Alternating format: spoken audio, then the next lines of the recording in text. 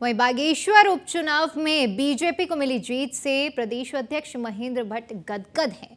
बागेश्वर उपचुनाव के रिजल्ट पर महेंद्र भट्ट ने न्यूज़ वन इंडिया के ब्यूरो चीफ सुदीप जैन से खास बातचीत की है। सुनिए महेंद्र भट्ट ने क्या कुछ कहा है।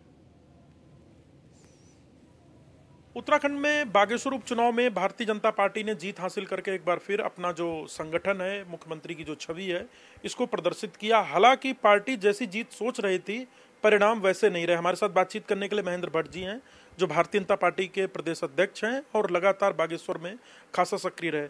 भट्ट जी, सबसे पहले तो बहुत बहुत बधाई। दूसरा उपचुनाव भी भारतीय जनता पार्टी जीत गई, इसे कैसे देखते हैं? 5वां चुनाव जीते हम लोग बागेश्वर की दृष्टि अगर मैं कहूँ, और उपचुनाव की दृष्टि दूसरा उपचुनाव हमारी विजय हुई है। और मैं तो शुरू से कह रहा था कि बागेश्वर की जनता विकास को पसंद करती है।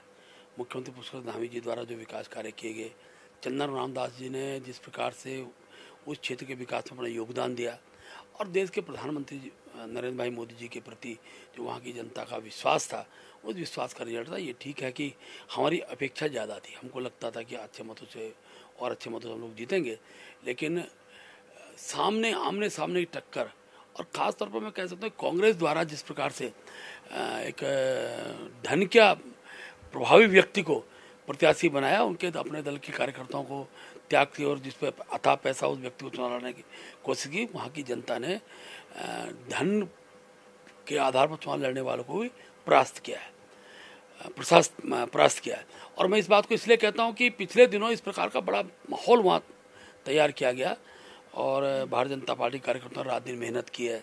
शक्ति केंद्र हमारी टीम थी, माननीय मुख्यमंत्री जी का जो प्रवास रहे, और जो हमने विश्वास जीतने का प्रयास किया, खास विकास के आधार बनाते उसके आधार पर हमारी बड़ी अच्छी जीत है। और ये हमारे लिए सेमीफाइनल की जीत है। अभी लोकसभा का चुनाव हमारे सामने नगर पालिका निगम चुनाव होंगे, तो कार्यकर्ता उत्साहित होकर उन चुनाव में विजय की ओर बढ़ेगा।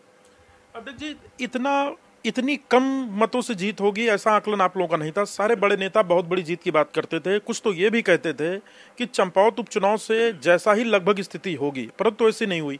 आप इसकी वजह क्या मानते हैं, पहली बात? दूसरा, इतनी कम मतों से मिली हार की भी क्या आप समीक्षा करने जा रहे हैं? नहीं, देखिए, बूथ वाइज अगर मैं कहूँ तो हम केवल 3 चरण ऐसे थे जिन चरणों में हम पीछे रहे, बाकी हर चरण में हम आगे रहे। हर बूथ पर हमारी लीड हुई है। ये ठीक है, जो आमने सामने की फाइट होती है, खास तौर पर जो लोग समाजवादी पार्टी जैसे दल का जमानत जब्त हो जाए, यूकेटी की जमानत जब्त हो जाए, और कुछ दलों ने अपना प्रत्याशी खड़े नहीं किए, ऐसी स्थिति में इस प्रकार वातावरण, पिछली बार से ज़्यादा मत हमको प्राप्त हुए हैं। जितना वोट हमको पिछली बार विधानसभा पड़ा था, मैं उसको भी यहाँ कड़ा प्रेस में देने वाला हूँ, जितना वोट हमको पिछली बार पड़ा था उससे ज़्यादा हमारा वोट न कम हुआ है, हमारा वोट बढ़ा है। और ये हमारी एक प्रकार से मैं कहता हूँ प्रभावशाली जीत है। ये ठीक है कि जब विरोधी एक होके और केवल नकारात्मक राजनीति के आधार पर बागेश्वर का विकास अवरुद्ध करने का प्रयास करते, वहाँ की जनता ने उसको नकारा है, और अच्छी जीत के रूप में मैं कहूँगा भारतीय जनता पार्टी की हुई है। इस पूरे चुनाव में अध्यक्ष जी यदि देखें तो 15 तारीख को मुख्यमंत्री वहीं थे नामांकन के वक्त, और बाद के 2 दिन उन्होंने बहुत मोर्चा संभाला। गरुड़ से लेकर बागेश्वर तक काफी सक्रिय रहे, रात्रि विश्राम किया, लोगों से मिले, हाथ जोड़े, अभिवादन किया। क्या आपको लगता है कि मुख्यमंत्री यदि वहां ना होते तो शायद परिणाम कुछ और हो सकता था? एक कार्यक्रम पहले से तय था, माननीय मुख्यमंत्री को जाना ही होता है। मुख्यमंत्री जी की सभा पूर्व में प्रस्तावित थी, और मुख्यमंत्री जी थे हमारे चुनाव के प्रभारी जो वहाँ उस काम में लगा रखे थे। हमारे सौरभ भोगना जितने को मंत्री वहाँ पर गए, मेरा भी लगातार उस क्षेत्र में जाना हुआ। लेकिन इतना भी इस बात को मैं स्वीकार करता हूँ कि मुख्यमंत्री जी ने अच्छे तरीके से, और जो काम संगठन ने उनको बताया, जहाँ उनकी सभाएं हमने तय की थी, मुख्यमंत्री जी उन सभाओं में गए, और अपार जन समर्थन मुख्यमंत्री जी की उन सभाओं में प्राप्त हुआ है, और हमको महसूस था कि हम जीतेंगे, और अच्छा मत उसके द्वारा हमको प्राप्त हुआ है। अध्यक्ष जी, आप कह रहे हैं कि बहुत धनवान प्रत्याशी हैं बसंत कुमार जो हार गए, उनके पास पैसा है, पावर है, पोजीशन है, परंतु कांग्रेस कहती है कि धनबल बाहुबल का इस्तेमाल तो आपने किया, और आप सत्ता में थे। वो कलेक्टर के खिलाफ भी शिकायत में गए, अधिकारियों के खिलाफ भी शिकायत में गए, वो तो आप पर ही इल्जाम लगाते हैं। देखिए, अपोजिशन हारने के बाद क्या इल्जाम लगाए, मैं उसमें बहुत प्रतिक्रिया देने की स्थिति में नहीं हूँ। इतना जरूर है कि वहाँ की जनता जानती है। जिस व्यक्ति ने कहा कि जो मेरा बैग उठा ले वो अपने आप को सौभाग्यशाली समझे, तो स्वाभाविक रूप से जब एक प्रधान के पास 2-2 लाख रुपए की राशि मिल रही हो, ब्लॉक प्रमुख के घर के ऊपर दारू के जखीरा मिल रहा हो, तो आज जनता समझदार, वो जानती है कि भारतीय जनता पार्टी सत्ता में रह के भी प्रामाणिकता आधार चुनाव लड़ती है। ना, प्रामाणिकता का हमने आधार बनाया, हमने आगे भी चुनाव लड़ने हैं। हमारा कोई एक चुनाव बस नहीं होता है, इसलिए हर चुनाव की जो अच्छी नीतियाँ हैं, पद्धतियाँ हैं, उसके आधार पर पार्टी चुनाव लड़ती है और उसके आधार पर चुनाव लड़े। यही आधार हमारा चंपावत में, ये आधार हमारा बागेश्वर में रहा है।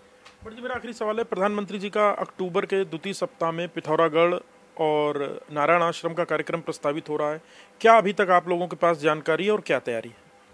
देखिए, अभी हमारे पास प्रत्यक्ष रूप से तो कोई कार्यक्रम आया नहीं है, लेकिन जो जानकारी जिला प्रशासन द्वारा हमको प्राप्त हुई है, नारायण आश्रम पिथौरागढ़ में उनका रहना होगा और हम कोशिश करेंगे माननीय मोदी जी की हम एक बड़ी जनसभा पिथौरागढ़ में कर दें। इस दृष्टि से अभी जिलाधिकारी वहाँ एक बैठक की थी, हमारे जिलाध्यक्ष उस बैठक में गए थे, तो स्वाभाविक रूप से हमारी पूरी तैयारी है। जब भी कार्यक्रम विधिवत रूप से आएगा, हम और सिस्टम के साथ, पूरी प्लानिंग के साथ उस कार्यक्रम को सफल बनाने में संगठन को लगाएंगे। तो आपने प्रदेश अध्यक्ष महेंद्र भट्ट, जिन्होंने बड़ी साफगोई से कांग्रेस को ही धनबल बाहुबल का आरोपी बता दिया और कह दिया कि शराब और दूसरे जो संसाधन पकड़े गए वो कांग्रेस के पास पकड़े गए। हालांकि ये भी बात महत्वपूर्ण है कि जीत जीत होती है, मतों के अंतर में परिवर्तन हो सकता है, कम या ज्यादा हो सकते हैं। कैमरा सहयोगी अंजीत के साथ सुदीप जैन, न्यूज़ 1 इंडिया, देहरादून।